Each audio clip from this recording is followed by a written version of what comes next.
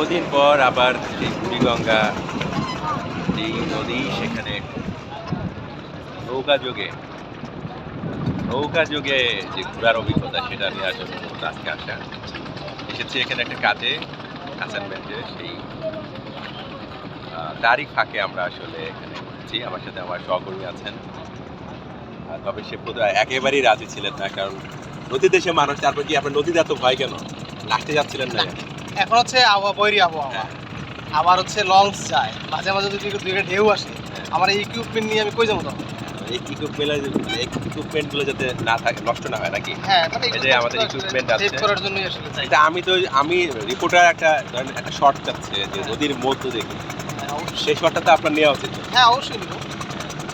যাই হোক, অবশ্যই। এই দেখেন খুব কাছ থেকে বিভিন্ন এখানে এই পাশটা অন্তত বেশিরভাগই কি বলে, এই পাশটা পুরাই চাপ করে লঞ্চগুলো যাচ্ছে। এবং এইখানে এখন যেটা লাগছে, যে ভালো লাগার যে বিষয়টা, খুবই চমৎকার একটা বাতাস। বিশেষ করে একদম নদীতে হালকা ঢেউ আছে, নদীর একদম নৌকাগুলো একটু দুলে দুলে যাচ্ছে। তারপরে এই যে নৌকালা মামা খুব শান্তভাবে চালাচ্ছে দেখে শুনে। এই জায়গাটা কিন্তু অনেক ঝুঁকিপূর্ণও বটে, কারণ অনেক সময় নৌকা যদি সংঘর্ষ হয় তখন কিন্তু বেশ বাজে একটা পরিস্থিতি তৈরি হয়। আগে পরে কিন্তু ডুবে যাওয়ার অভিজ্ঞতা রয়েছে। তবে সে কিন্তু যে বলতে না বলতেই কিন্তু সে কাজে মনোনিবেশ করে ফেলছে। কাজের মানুষ যেটা করে আসলে করা উচিত, সে কিন্তু শর্ট নেওয়া শুরু করে ফেলছে।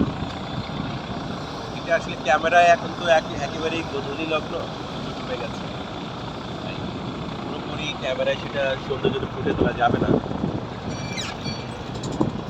আমার যেটা ভালো লাগে যে বাতাসটা ঝাপসা গরম, আবার বৃষ্টি নেমেছে দুপুরের পর থেকে, তার ফলে যে এখন যেই ঠান্ডা শীতল হাওয়া, এটা বেশ উপভোগ্য আর কি। আপনি একটু চালাবেন, একটু ওই ইয়াটা নিতাম, নৌকার।